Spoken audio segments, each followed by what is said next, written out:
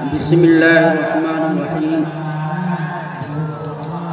الحمد للہ رب العالمین والصلاة والسلام علی اشرف الانبیاء والمرسلین وعلی آلہ واصحابہ اجمعین اما بعد اعوذ باللہ من الشیطان الرجیم بسم اللہ الرحمن الرحیم اِنَّا نَحْنُ نَزَّلْنَا الذِّكْرَ وَإِنَّا لَهُ لَحَافِظُونَ وقال رسول اللہ صلی اللہ علیہ وسلم اغدو عالما او متعلما او مستمعا او محبا ولا تكن الخامسة فتهلكوا او كما قال علیہ الصلاة والسلام۔ اسٹیج پر تشریف فرما قابل قدر حضرات علماء کرام، معزز و محترم حضرات سامعین، عزیز طلبہ و طالبات، پردہ نشی خواتین، ماشاءاللہ ہم اور آپ سبھی لوگوں نے بعد نماز ظہر مکتب دینیات مینار کا کے طلبہ اور طالبات کے قرآن مجید کی تلاوت، نبی اکرم صلی اللہ علیہ وسلم کی شان اقدس میں نعت گوئی کا کلمہ، مکالمات اور تقاریر سے مستفیض ہو رہے تھے۔ دور دراز سے تشریف لائے ہوئے حضرات علماء نے بھی اپنے پند و نصائح سے ہم لوگوں کو مستفیض کیا ہے۔ میں بھی کچھ دیر کے لیے آپ کے سامنے روبرو ہوں۔ انشاءاللہ جو آیت کریمہ اور حدیث پڑھی ہے اسی کے پیش نظر کچھ دیر آپ سے ہم کلامی ہوگی۔ یہ آج کا پروگرام جو آپ کے ادارہ مکتب دینیات کی جانب سے قائم کیا گیا ہے۔ دوستو، اس پروگرام کے دو مقصد ہیں، دو باتیں ملحوظ رکھنے کی ہے۔ پہلی بات یہ کہ یہ مدرسے کے بچوں نے اپنی تعلیمی لیاقت، تحریر و تقریر اور اپنے علم کو آپ کے سامنے پیش کیا تاکہ ہماری قوم کو یہ احساس ہو سکے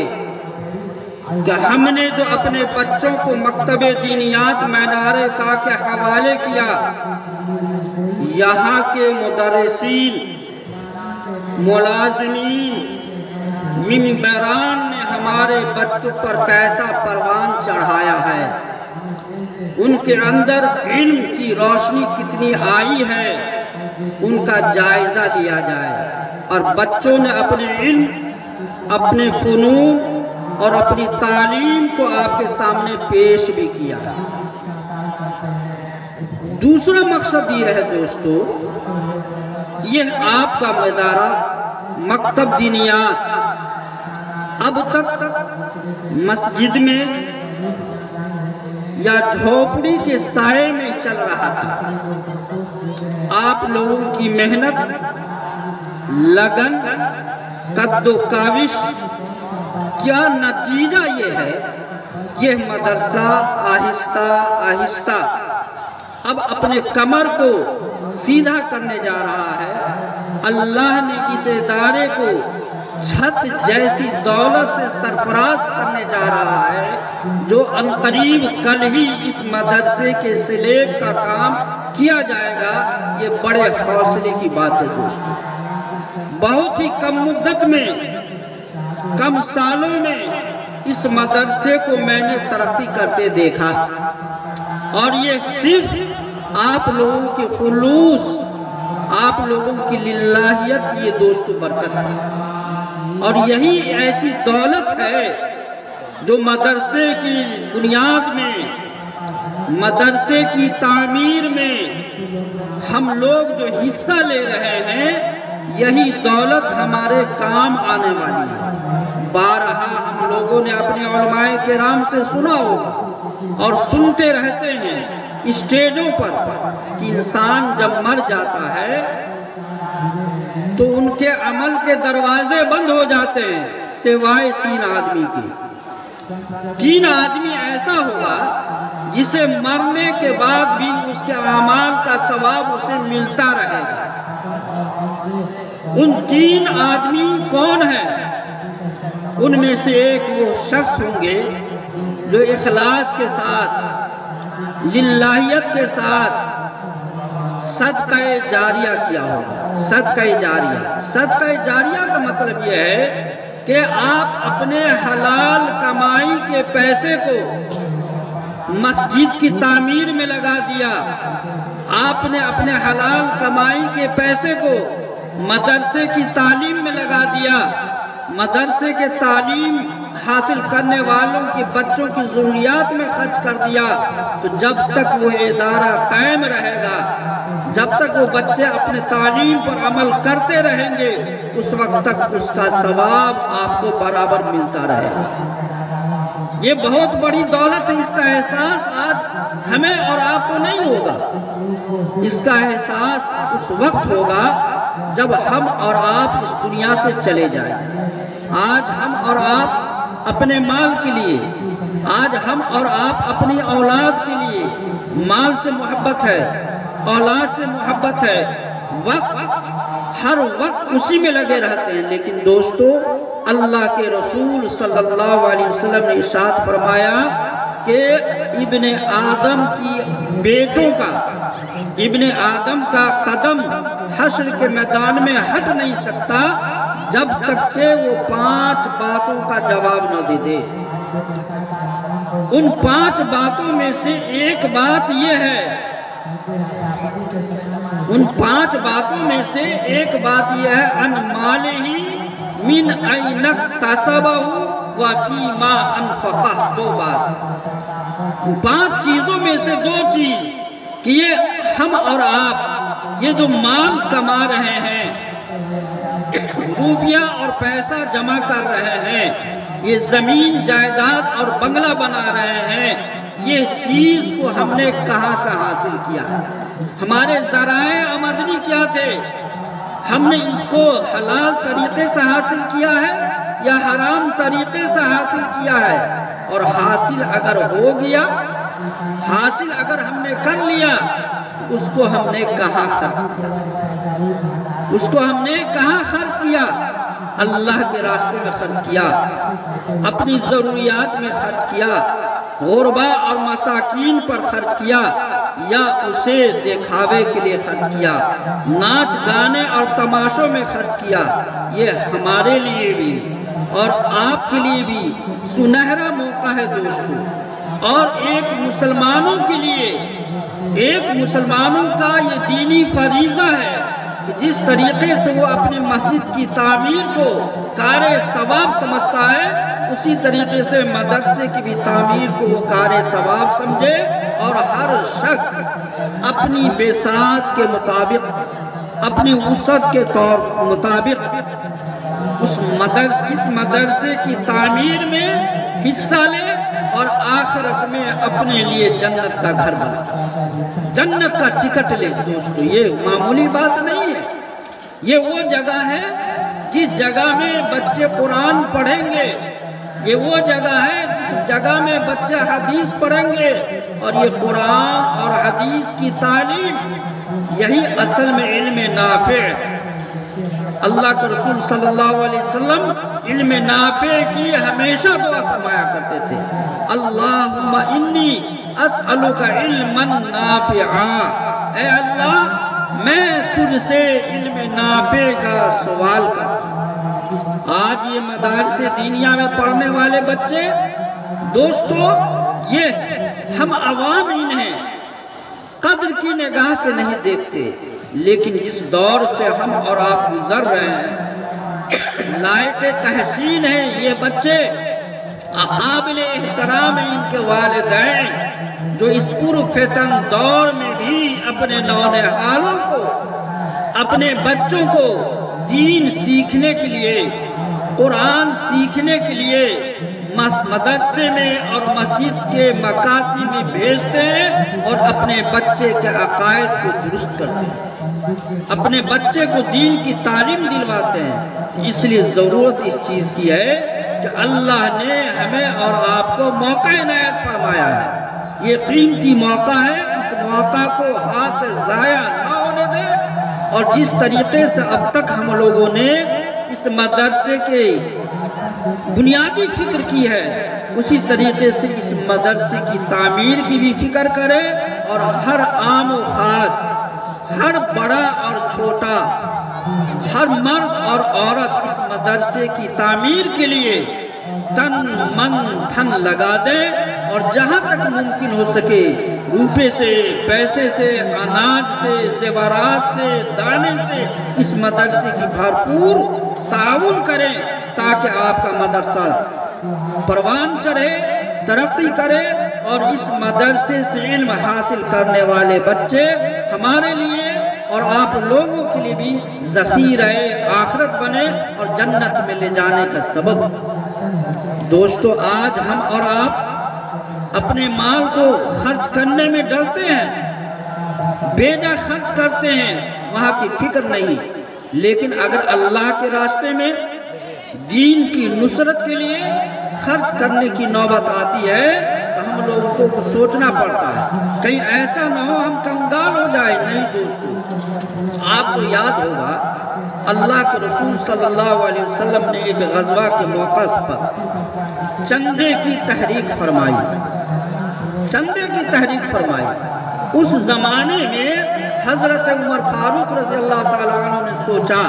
ان کے دل میں خیال آیا کہ آج سیدنا ابو بکر سے آگے بڑھ جانے کا موقع ہے۔ دونوں حضرات اپنے اپنے گھر گئے، اور حضرت سیدنا ابو بکر کے گھر میں جو کچھ بھی تھا سب کی گٹھی باندھی اور لا کے اللہ کے رسول کے دربار میں پیش کر دیا۔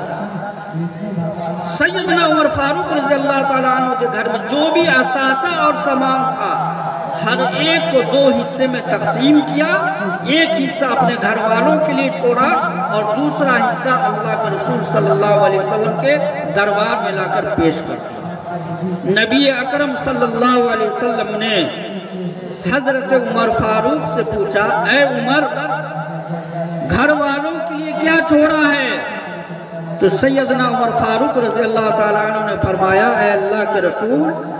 آدھا سامان آپ کی خدمت میں حاضر ہے اور آدھے سامان کو ہم نے گھر والوں کے لیے چھوڑ دیا ہے۔ سیدنا حضرت ابو بکر صدیق رضی اللہ تعالیٰ عنہ سے سوال کیا، اے ابو بکر، تم نے اپنے گھر والوں کے لیے کیا چھوڑا ہے؟ تو سیدنا ابو بکر رضی اللہ تعالیٰ عنہ نے فرمایا، اے اللہ کے رسول، گھر میں جو کچھ بھی تھا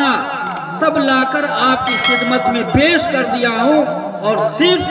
اللہ اور اس کے رسول کے نام کو گھر میں چھوڑ دیا۔ سبحان اللہ، دیکھیں یہ بہت بڑی قربانی ہے دوستو، اور آپ قابل مبارکباد ہیں کہ یہ سردی کے موسم کے باوجود بھی آپ نے یہ قربانی دی ہے اور اس جلسے کو کامیاب بنایا ہے۔ جس طریقے سے اس جلسے کو کامیاب کیا ہے، اسی طریقے سے دوستو اس مدرسے کی بھی تعمیر کو کامیاب کرنے کی فکر کیجئے، اور حتی المقدور ذرہ برابر بھی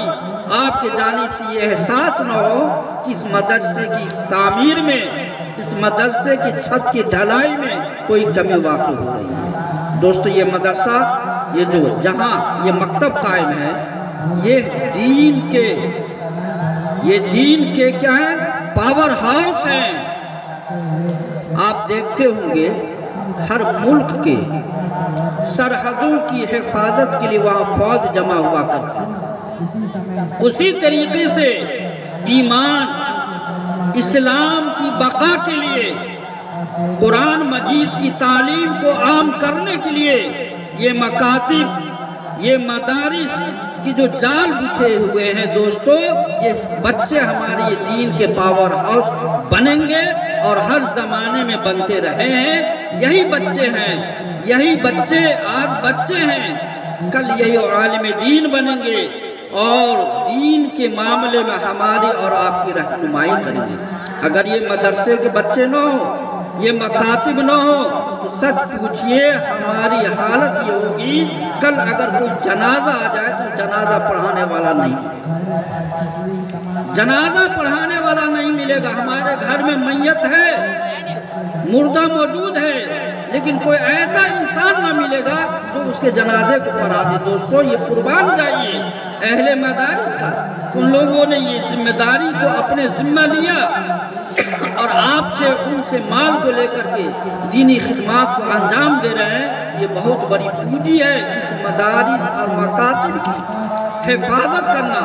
ہم اہل ایمان کی لازم اور ضروری ہے۔ اس لیے گزارش یہ ہے کہ جو آپ کا مدرسہ مکتب کی شکل میں چل رہا ہے، انشاءاللہ جو جذبہ آپ کا دیکھ رہا ہوں، ان قریب یہ مکتب سے مدرسے کی شکل اختیار کرے گا۔ اور یہ سب پوچھئے بغیر کسی مبالغے کے میں کہہ رہا ہوں، اپنے اطراف میں مکاتب بہت سارے گاؤں میں، لیکن جو منظم طریقے سے میں نے آپ کے گاؤں کے مکتب کو دیکھا ہے، یہاں کے بچے کی تعلیم کا جائزہ لیا ہے، یہاں کے بچے اور بچیوں کی تقاریر اور مکالمات کو سنا ہے، یہ منظم اور مستحسن طریقہ دیگر مکاتب میں ہمیں نہیں مل پا رہا۔ یہ بے شک یہاں کے اساتذہ کی قربانی ہے۔ یہ قوم کے بچوں کو امانت سمجھ کر شب و روز ان پر محنت کر کے اس بچے کو جو آپ نے حوالے کیا ہے، اس پر محنت کر کے بچے کو کامیاب بنانے کی فکر لگی ہوئی ہے۔ ورنہ تو دوستو جانتے ہیں یہ دور پرفتن ظلمت کا دور ہے، ہر طرف تاریکی ہے۔ آپ کو یاد ہوگا جس زمانے میں رسول اللہ صلی اللہ علیہ وسلم کو مبعوث کیا گیا، وہ بھی تاریکی کا دور تھا، ظلم کا دور تھا۔ اس دور میں بھی اسلام کی شعاع جو پھیلی ہے، اس دور میں بھی جو اسلام کی شعاع جو پھیلی ہے وہ تعلیم سے پھیلی ہے۔ سب سے پہلی تعلیم غار حرا میں اللہ کے رسول صلی اللہ علیہ وسلم کو جو دی گئی، اقرا کے لفظ سے دی گئی کہ اے محمد صلی اللہ علیہ وسلم آپ اپنے پروردگار کے نام سے پڑھیے۔ پتہ یہ چلا کہ جس قوم نے تعلیم کو اپنایا وہ قوم دینی اور دنیاوی دونوں اعتبار سے ترقی کرے، اور جو قوم تعلیم سے پیچھے رہ گئی وہ قوم نہ دنیاوی اعتبار سے ترقی کرے گی اور دینی اعتبار سے بھی ترقی نہیں کرے گی۔ یہ مکاتب اس کا تعلق غار حرا سے ہے، یہ مکاتب اس کا تعلق دار ارقم سے ہے، یہ مکاتب اس کا تعلق صفہ سے ہے۔ اس لیے دوستو یہ مدرسہ اور یہ مکاتب یا اس جیسے دیگر مدرسے یا مکاتب جو بھی ہوتے ہیں، یہ تمام لوگ اہل نسبت ہے اور تمام کی نسبت رسول اللہ صلی اللہ علیہ وسلم سے جا کر کے وابستہ ہوتی ہے، اور اللہ کے رسول صلی اللہ علیہ وسلم کے ساتھ جس کی نسبت ہو جائے دوستو، اس کی کامیابی اور کامرانی سے کوئی شخص پیچھے نہیں ہٹ سکتا، اس کو کوئی روک نہیں سکتا ہے۔ اللہ پاک سے دعا ہے کہ اللہ جل شانہ اس مدرسے کو بھی اور اس جیسے جتنے بھی مکاتب اور مدارس ہیں، تمام مدرسے اور مکاتب کو نظر بد سے بچائے اور ان مدارس کو اللہ پاک ترقی کے راہ پر گامزن فرمائے، اور یہاں اس مدرسے کی تعمیر میں حصہ لینے والے تمام اساتذہ، مدرسین، معاونین اور تمام لوگوں کے اللہ پاک مقاصد حسنہ کی تکمیل فرمائے، آمین۔ وآخر دعوانا ان الحمدللہ رب العالمین۔ ماشاءاللہ۔